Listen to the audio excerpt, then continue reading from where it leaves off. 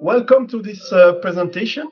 So the topic of the day will be, we're going to dive into the transformation of the PMO, the Project Management Office, and see how we can make it, let's say, up to date with what's going on in our world currently and the agile enterprises, I could say. So first, a bit about me. So who am I? It's always quite a difficult question. I think it's a lifelong endeavor to answer, but this has been my path up to now. My life revolves around agility, and embracing change.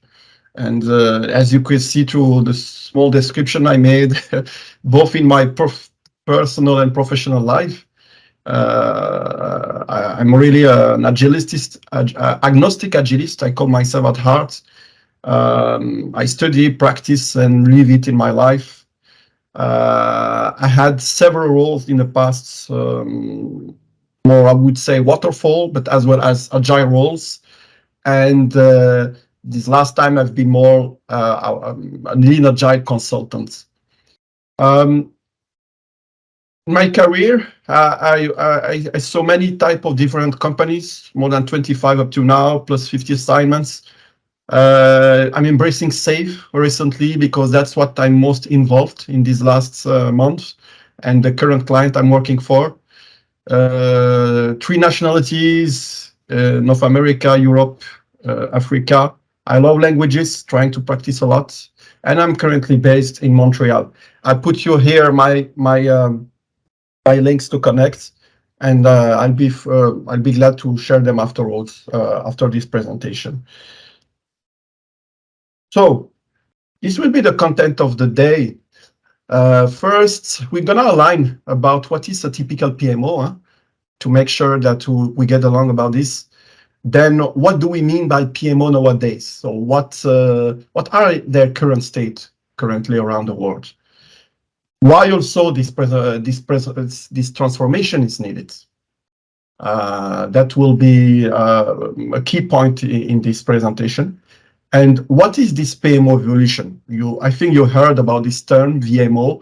We start to see it here and there, and I want to make sure, I want to demystify, I would say, this term. And then I'm gonna try to give you a few tricks to how you could start today, tips and tricks, your journey, depending on your current context, your situation, the culture of your company, and the agile maturity in your current enterprise.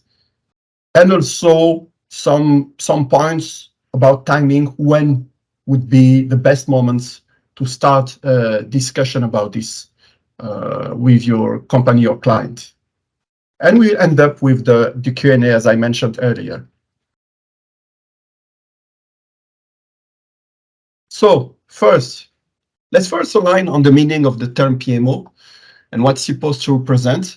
I appreciate this flower representation. I went to the reference that you all know, I think, PMI, projectmanagement.com, made by Ashutosh Bhattawadekar, and his insightful presentation on this topic. So he made a presentation about VMO, but I would invite you to check as well. And each petal here represents a typical, somebody, if you can mute yourself, thank you. Each petal here represents a typical PMO responsibility. So you would have, depending on the type of PMO and the size of your company, more strategic ones, things around strategy, coordination, governance, or more operational responsibilities, process, procedure, standardization, operation, delivery of projects, and helping the managers on the floor, and so on and so on. So, is it good for everyone, this definition? Are we good on this? Great. So now I'm gonna maybe remind you, bring back, I might bring back some painful memory for some of you with this slide, the PMP exam. So sorry for that, but this is important. As you might know, we can categorize this type of entity into 3 categories usually. So ranging from more supportive ones to directive ones. So I would call more agile to less agile. You can imagine that supportive ones are closer to what we would see a PMO would be compliant with, would be compliant to the agile way of seeing, the agile way of working. But if you're dealing with a directive PMO, the transformational journey we are going to talk about will be much more complicated with, I would say, hidden ambushes. So you will have to be more careful. That's, I would say, the first step. It's to try to size up, okay, what type of PMO I have currently in my company, how it's behaving, in what it is involved. That will already a first big step to know how you're going to handle this transformation journey.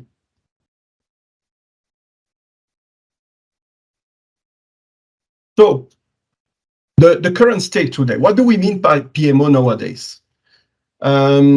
This is based on data that came from a survey that has been worldwide. Over 4,000 project professionals have been surveyed in partnership between PMI and PricewaterhouseCoopers.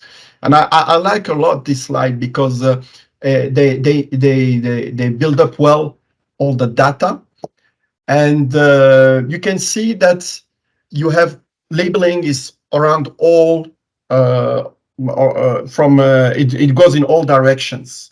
What I'm gonna do now, I'm gonna let me try to find it.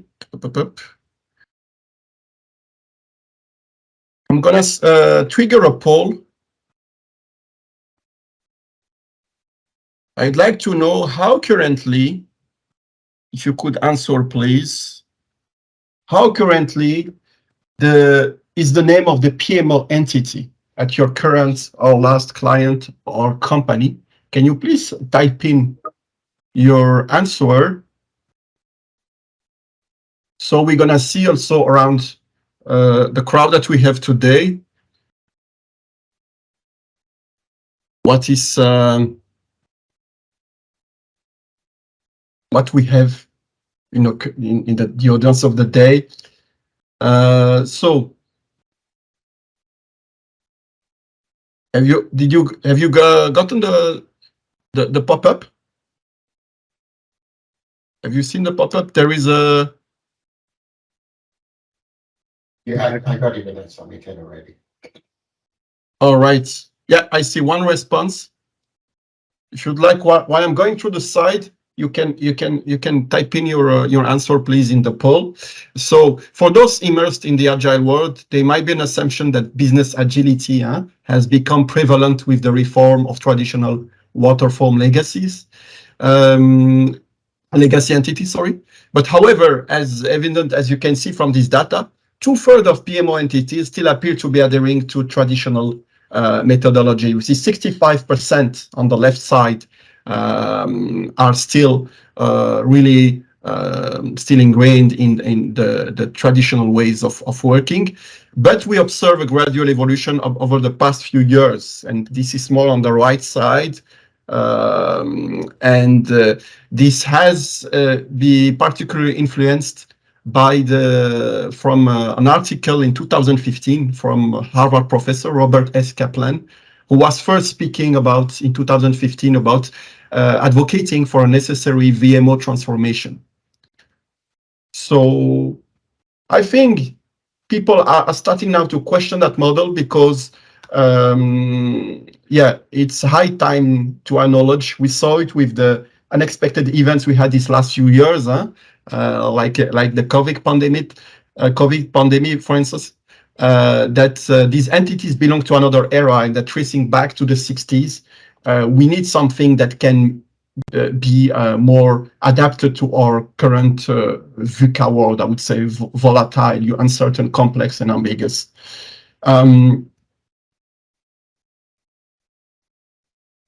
Going through the slide, I noticed some interesting aspect, as you can see here, is that we have more different, or the PMOs nowadays are all around the place. You have some that have more, I would say, operational position. Some other are more strategic, and we have a minority that have decided to emphasize their change to more agile ways of working. As somebody mentioned, the product management office, so 20%. And going further in the study, you could easily guess that the top tier organization around the world, the top 10%, have PMO types nowadays that are more on the right side, top right side. So strategy management office, product management office. And some of them have even decided to merge their PMO with the LACE. So the Lean Agile Center of Excellence. So usually the LACE is that guiding coalition of people who are more like me, agilists and senior leaders who are in charge of the transformation within the company. And the PM organization would be more around the governance and the execution of the new changes. And they decided, okay, it's true that there are some overlapping things. And we have this year an astonishing 24% that decided to merge and to have it, okay, we're going to call it just a center of excellence.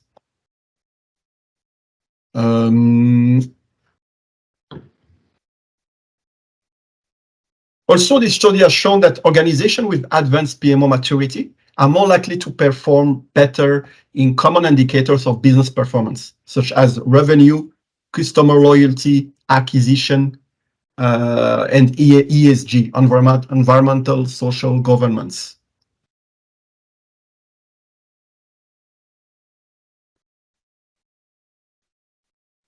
And I think, as I said, the product management office really it surprised me as well. They wanted really to emphasize the shift to a product-centric approach in the way of working, and they're not referring anymore to projects in their organization. All right, thank you everyone for the little survey.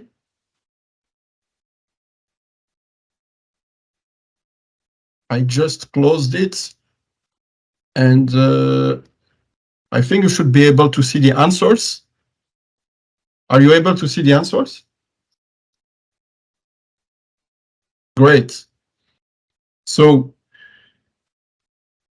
you see that even in our audience today, we have a similar we have some similar terms.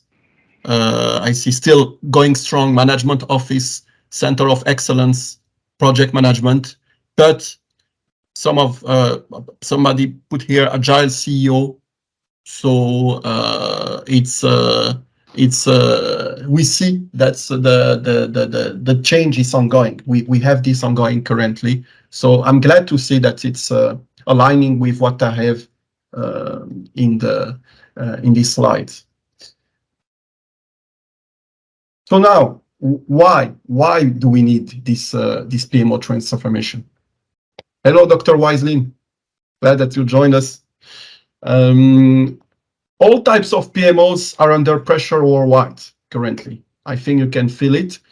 So the main reasons behind this necessary change, it's as you can feel, over the last 20 years, the speed of delivery, also known as time to market, has become a critical factor for gaining a competitive edge.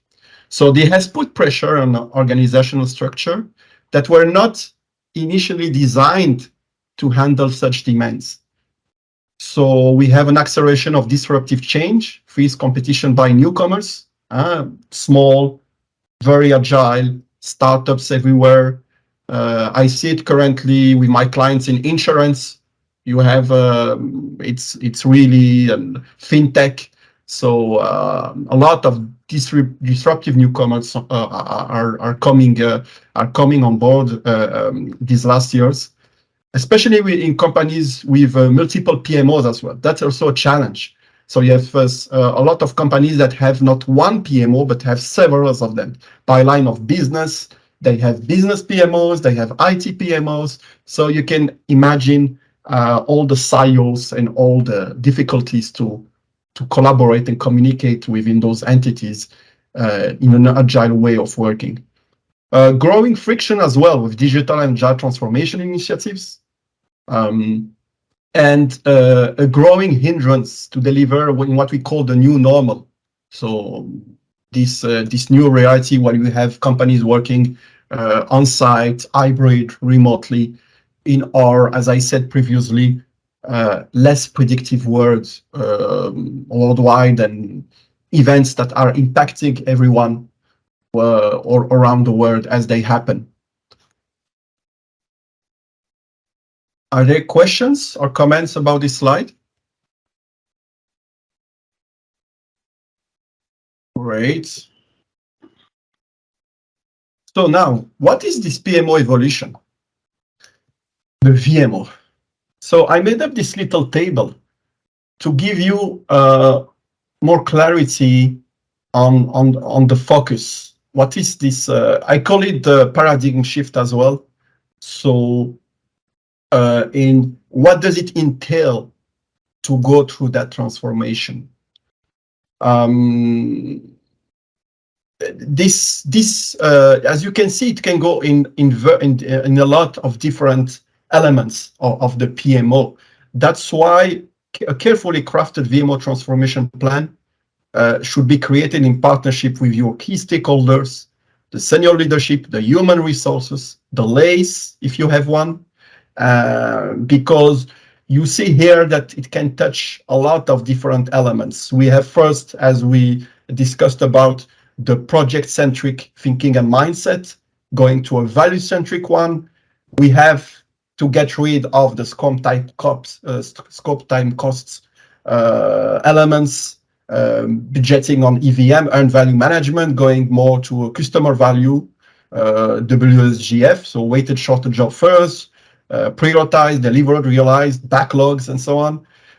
We have to go on a product-centric, as we said, also way of working, also changing the processes in the PMO, going from output-based processes to more outcome-based. So what are we going to achieve? What are the benefits? And this has to be shown in the ways of working, in the tools that are created, maintained, and shared by the PMO. So this is a big task. This one is not to underestimate. Also, as we saw, depending on the type of PMO that you have, there will be also the change of posture of the PMO. So going from maybe a heavy track and coordinate governance to more light, lean, supportive governance. And also, this is a big one, the yearly project budgeting with costly big design upfront. So the yearly budget, going from that to LPM. I think this is a key central point of also usually of that transformation, as we're gonna see also in the new article of SAFe on the topic. And we have also all the decentralization, empowering the decision-making, cross-team, hierarchy, minimizing the top-down decision-making in SIO.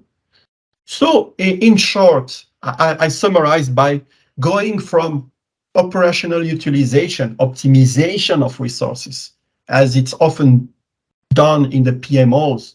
They become masters of their craft of project technicality excellence, to focusing on customer value realization through business agility. So it's really a big paradigm shift here. Many things are impacted, and an inventory is necessary of all the elements that potentially have to be taken into account for going in such approach, as we're gonna see in the coming slide. Do we have questions? Hello. Do we have questions? I have a question actually. Yes. So, how is this evolution of PMO, to VMO, going to occur in a dual operating system? Because SAFe emphasizes on a dual operating system, right? So there is a Yes. hierarchical organization that makes a lot of decisions, basically, which projects to fund. So my question is, like, in the near future, in the SAFe organization, do PMO and VMO go hand in hand, like as a parallel entities? So No, here, what we mean is that the PMO should become, this is a transformational journey. So the PMO should become the VMO. So what you have on the, if you want, it's before and after. So what you have currently, I described here in the PMO, those examples are usually the typical ways of working, the responsibilities that you have in the existing classical waterfall PMO. And if you want to go to a more, as you said, agile enterprise, like in the SAFe model, and have a PMO that align more with the ways of working within a SAFe framework, and indeed to collaborate with the leadership, with the LPM, the lean portfolio management, to enable it. You have to do those changes. You have to go to that change. Why? Because, for instance, you have to start to identify and create your value streams for the business value streams within the company.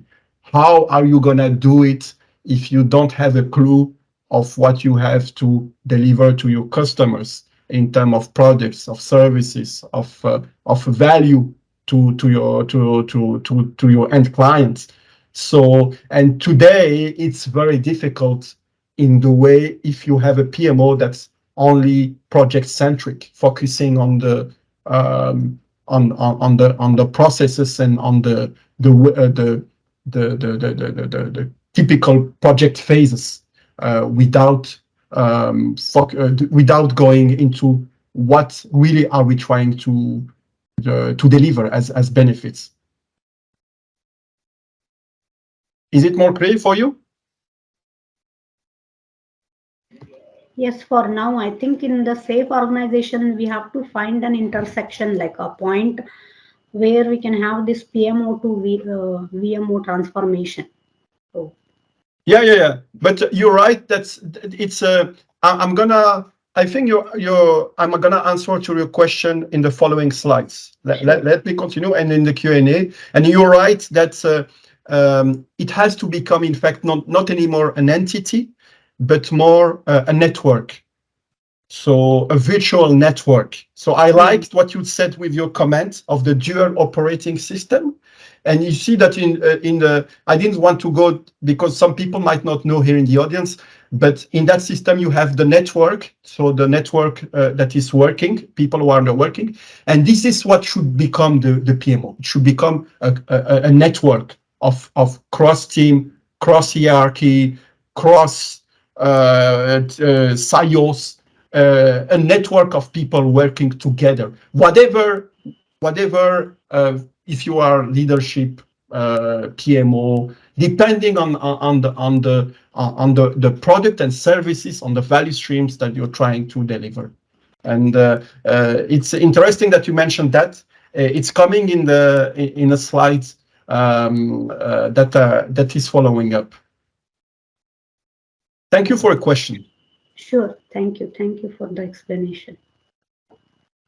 So, and here is the slide. I was so you were just a bit out. So my favorite VMO definition, because you will find that different definitions on the market of VMO. Everybody's trying to position, give it more a project-oriented sense and things like that. But for me, this one is my favorite one, especially as an agnostic, agile, agilist. A value management office is a cross-functional, cross-hierarchy, and cross-silo teams of teams. This is a group with representations from across the organization. It is comprised of individuals who act as linking pins that work together to help the organization achieve business agility. So this is coming from a book that has been published recently from Sanjeev Augustine, from PMO to VMO, Managing for Value Delivery, who's located in Washington and works a lot with the US government. And I like this definition because it focuses really on what is the purpose of all of this. It's really how can we together help the organization to achieve business agility.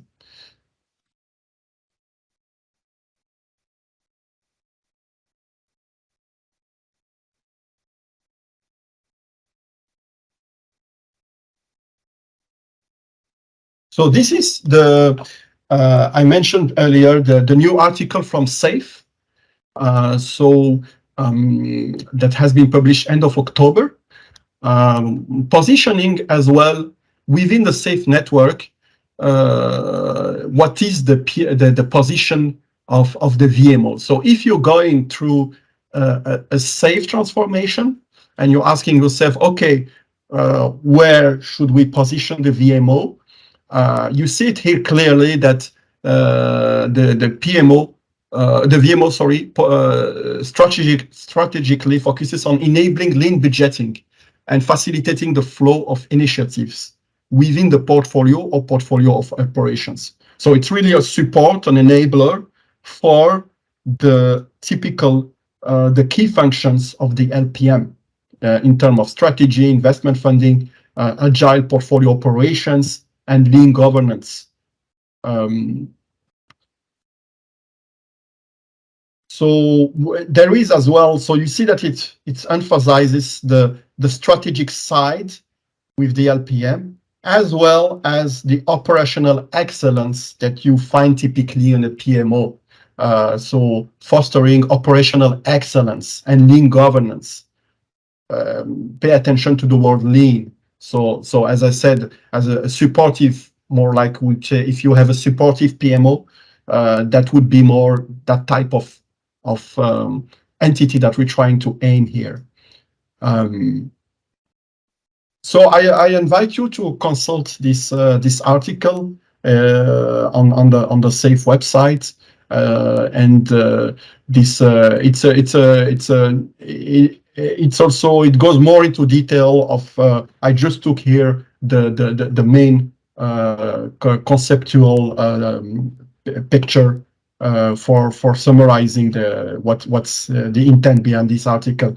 Are there questions about this? All right.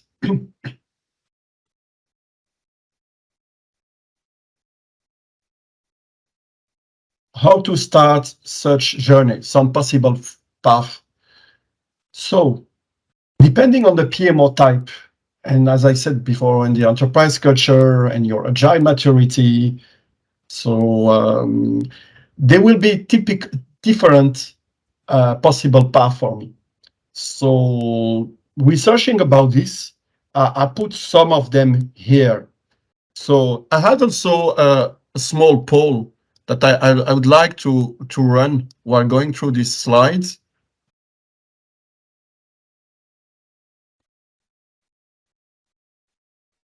Where is the Lean Agile Center of Excellence, if you have one, positioned in your client companies or organization? So your current client. Is it close to the senior leadership above PMOs? Is it under a PMO entity? Is it under a portfolio, a program, under the IT organization? Or no, we don't have a LACE. So I do not have any poll popping up here, so I'm not sure something wrong with my system. Oh. Last time also I didn't have a poll popping up. It's in the chat. Yeah. If you go within the chat itself. If you click on the chat, you should see it.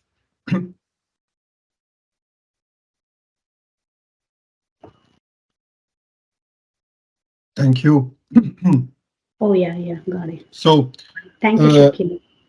Depending on the leadership alignment, how to start a journey. I think you understand as giving the strategic aspect of this transformation and the challenges ahead. I called it here long stormy journey. That leadership alignment is key for this kind of transformation. So leadership alignment and commitment for supporting this would be for me the top one that you could start first for initiating the discussion about this. Of course, collaborating with HR leadership to prepare a change management plan. Why? Because you can imagine that people that are within the PMO, you're going to have now agile roles. We're going to change the responsibilities of people, what they're going to do. There might be a skills gap, new skill sets to learn and so on. So this has to be planned as well. And there might be some resistance to change and so on. This one is the inventory of pain points. So currently, what in the current toolbox that has the PMO, so it's to really do an inventory and see, okay, what are the current pain points, gaps that hinder value centricity in processes, in the tools, in the capabilities of the PMO, and define the items. You can section them. Okay, what do we need to kill? What do we need to unlearn? For instance, Gantt charts. Gantt charts gone. Now backlog. For instance, what can we keep that is aligned with the agile mindsets and ways of working? And what do we need to evolve or create for aligning with the agile ways of working and tools? So this inventory is more in the, let's say, in the ways that you can operationalize this transformation. Also, you could discuss to make sure for the alignment about the target VMO model. So defining with your supporting key decision makers what could be the target that we're aiming for. Because as you saw in my previous slide about the paradigm shift, what's the before state and what we can aim as a VMO, that there are a lot of things possible. So maybe you could define, okay, what should we do? Do we keep projects or we go project centric? Do we go for the LPM or not yet, and things like that? So this could be also a good path to start the surgery to define this target model about that you would try to achieve with your transformation and with the roadmap. Also, of course, connecting, bonding, if you're lucky to have one, merge with the LACE for fast tracking the change, because they are already guiding the agile transformation. So it could help you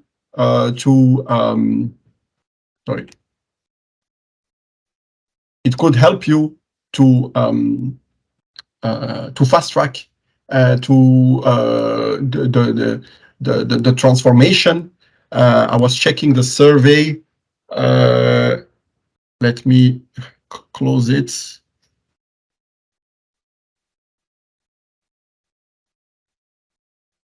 Okay, and I see in the survey that it's still about a third of people here that have answered don't have a LACE in their organization.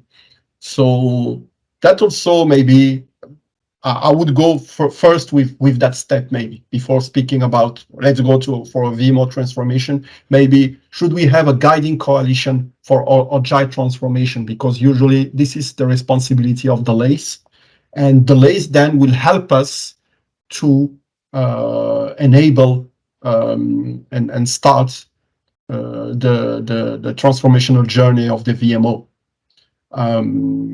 And maybe it can be something that comes from the VMO, from the LACE, sorry. So it can be a shootout from the LACE.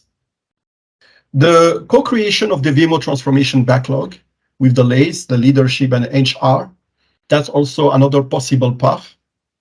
And a typical gap assessment as well for aligning with the enterprise agile framework. So if your company doesn't have a safe framework, has other frameworks, okay, what it is up to now, what are our ways of working, what is our mindset, our values, our principles that we want to enforce within the company. See, okay, which is the gap we have currently with our PMO and which one are conflicting, and on those ones to establish an action plan for the transformation journey. So these are just a few possible initial steps to make you think a bit about how you can initiate this. I have a question from Kumar, I think. What if org top leadership not aligned to unified approach on agile delivery model? That's a good question. That's why I ask about the LACE, if you have a LACE, and if you have, and at which level it is. As I see here from the poll, we have only 1% that replied that the PMO is close to senior leadership. This might be I would say a challenging thing. It might be a threat. So I would first go, can we have a guiding coalition on unifying our agile model? So unify. Yeah. So my question is, see, we have Agile COE, Center of Excellence, who runs the solution PI sessions and things. I mean, which is come across all the departments across the organization, right? So, but there are few departments that run their own PI sessions. So it is not unified. So but they have a representative in solution PI. So my question is, what are the approach like VMO and across the organization? So all these different product towers, they should be aligned to the unified approach, right?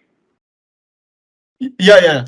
That's if you see, that is the intent by the definition.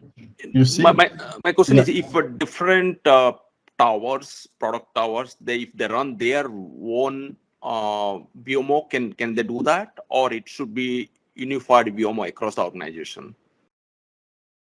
Sorry, I don't understand. What do you mean? You have product towers, you said? Yeah, the product towers, like the bigger, like the divisions, right? So within the organization, there are different divisions. What if they run their own PMO?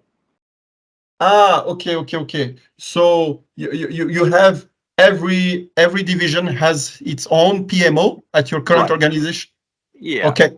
Yeah. That's the case that I mentioned here, indeed, here on the point 2. So why do we need a PMO transformation? And you see multiple PMOs by line of business. It's a line of business, in fact. Business Correct. PMO, IT PMO. So there, that's one of the most tricky transformation to do, because first, you won't have only a central organization to target. You will have there will be, you would need, I think, first a LACE, really to do a full assessment of, okay, what are now their type of posture? Are there supporting?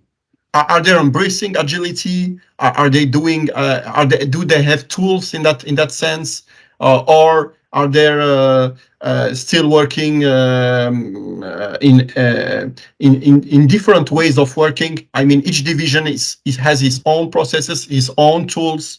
So that will be indeed. You would need definitely that it comes from the leadership. I think that question, if you ask me how to start the journey, I would go with the first one. It's the leadership alignment. So the leadership of every of these divisions has to align on, okay, what do we have to establish as a target VMO model? What will be our VMO model for the whole organization. So the leadership has to, of all this division, has to come together on the same table to discuss the topic and align on what they want to achieve. And but it's true that it would be in that case. That's why I was speaking about a long stormy journey.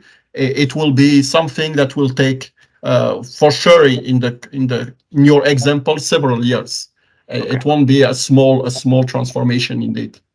Sure. Thank you. Yeah. All right. And now, quickly, when to start? Maybe you're asking yourself, okay, when can be the good timing? And so, particularly beneficial during a major business change or transformation. That could be the opportunity to use that one, or following the commitment of a proactive visionary leadership. So of course it helps a lot if you have a leadership that is aware that things are changing around us. They see that they can't keep up with the speed of delivery from that is initiated by the competitors and things like that. So that is for me the perfect scenario. If a LACE exists, as I said, with their driving strategic force of their guiding coalition. So come closer to your LACE if you have one for helping you in that transformation. Also, if you feel within your client or company a growing needs for integrating middle management to agile ways of working. So if you have a lot of project managers and they are quote agile project managers, and they're doing a lot of things, everything goes through them, and you have functional managers as well. And then we say, okay, this is impacting our flow of delivery. It's slowing us down.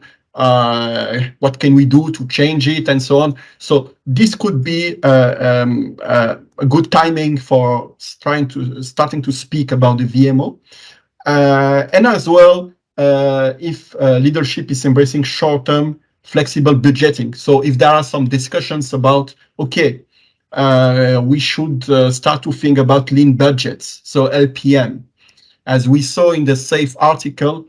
It's also considered an enabler, a supporter of the LPM. So that could be a typical good moment for starting as well to speak about, we should start to think about what could become our PMO within the company that we're aiming for.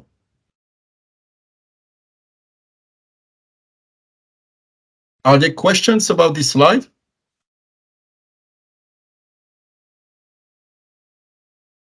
All right. And finally, for SAFE, so as well, I added here from the article the current position of SAFE on when to start this. So if typically you establish following the launch of multiple agile release trains, so you have a few trains, and then as I think I said earlier, which branch out from the existing LACE. So the VMO could be an effort, a shootout from your existing LACE.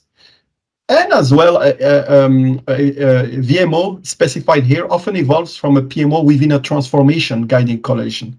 So when you have discussion, as I said, about the LPM before introducing agile release train, transitioning from PMO to VMO with early LACE establishment, accelerated organization, and so on and so on. So this is the position. So or from SAFE. So or after following, you launch a few trains, you have a few trains within your company. So a train is for people that might not know, it's so several squads working together on a common goal, and then you say, okay, we need more alignment. We need more to organize all these squads, all these teams together to work more smoothly together. We need an entity to facilitate all of that and enable the value-centric thinking. Then that could be a typical moment to start this transformation. And as well, so when there are discussions about LPM practices, and some companies like to do that even before starting to introducing trains, so squads by train for working on delivery of products and services. That was it for me today. We are now at the QA session. Thank you very much. I know it was not, as I said, it's an advanced topic. I tried to give it an introductory touch as much as I could. There might be a few questions that you might have more specific about your context, about the current situation that you're living. So feel free to share them with us now. And I added here the SAFe article took it back as well, this quote. I think we have to come back to the basics. You might know it, from 2004. Purpose of a business is to create and deliver value to customers and not to deliver projects. So voila. Are there questions, comments, things, people that would like to share? Yeah, Kumar? Sapna, can you able? Yeah, thanks for your presentation. So can you share the presentation document or? Yeah. I can let you, Dr. Wisely, what you would like to share with us? Absolutely. So the recording of the video will be put on YouTube and communicated with the participants along with the deck. So our team will process it and communicate to you all. Yeah. Okay, sounds good. Yeah. Thank you, Wislen. Yeah, thank you so much. And Safwan, a great presentation. Thank so you. from my side, I think kudos to you for putting it crisply. So I want to add a couple of things, what is very hot in the industry, in the marketplace for this audience, particularly who are interested in this VMO concept. Lean portfolio management is a critical concept. And the VMO is the group which facilitates all the major pieces of activities at the portfolio management.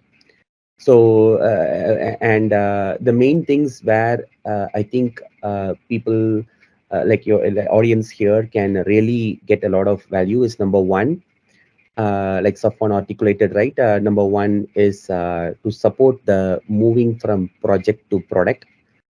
And what it boils down to is it is a financial transformation. We have to move away from cost center based accounting to value stream funding. And the VMO facilitates it by working with all the key people to make it happen. And to keep it simple, that part of it is a financial transformation. That is a lot of opportunities for you all. Number two, the main piece where there's a lot of value for all of you as participants is to help facilitate discussions of value stream identification. I think Chanchala had a good question on it. So VMO helps to make sure all the participants like architects, product management people, HR, finance, everybody works together to organize people around value. And that is very critical. The third thing is VMO helps to facilitate the portfolio Kanban. If that is not done, what will happen is the intake process will be very difficult. And the flow mechanism in SAFe at the portfolio level is a Kanban, and the VMO helps to facilitate that at the portfolio level. And I personally see that the implementation of portfolio Kanban is at 1%, just 1% in the industry, very poor. Even if it's there, it will be a lot of opportunities for improvement. So that is a very big market value for all of you who can do that. Now, the last, but personally, the most important piece, I mean, there are other pieces, but if I were to summarize one key thing where VMO can really make a difference and which is great job opportunities for all of you is to implement the OKR KPI framework. The VMO helps to facilitate it. The discussions around that framework. It is a people process tool. Anybody who has done that has become an instant hero anywhere. So rolling out a OKR KPI framework in a people process tool is very difficult to quantify, and that's the reason why the company even exists. Yes or no? And the VMO at the portfolio level has to influence many people to get that done, and I think you can do a lot of value for yourself by doing that. I can add more, but I'll pause here. If you have any questions for me or Safwan, I will be happy to elaborate. Dr. Weislin, thanks for your detailed, addition to this topic that is going on. But what I feel is at this point of time, I mean, this complete transformation from cost-based accounting to value-based accounting, that's going to take some time, because when we say accounting, there is IRS involved, and IRS infrastructure has to be changed, and there are a lot of other things. So that's why, for now at least, for next few years, we can, our portfolios in SAFE framework can get funded with this framework, like you said, emphasizing on the OKRs and the all other things. But at the end of the day, for some time at least, this might remain as an island of things, basically, like island office. So if So I that's can, what I was mentioning, we have to find a intersection point, like in the dual operating system. Until the entire infrastructure is changed, it's not very easy to adopt the value-based accounting. I'll tell you practical examples of this implementation in organizations, right? Normally, it's not that complicated as you all think so, but because it involves capex opex calculation, depreciation. Normally, when we roll out in IBC portfolio management in organizations, we do a particular business unit, for example, and there will be 1,000 doubters, like what you just said, right? The point is, if you're going to accept the fact that there is no dollars for you, if you want to maximize dollars for yourself, there will be challenges, and we have to get over it. In some cases, we also do a voluntary audit with IRS if appropriate, but we don't have to overwhelm the whole financial system and do it depending on the size of the company, doing a small business unit, a segment.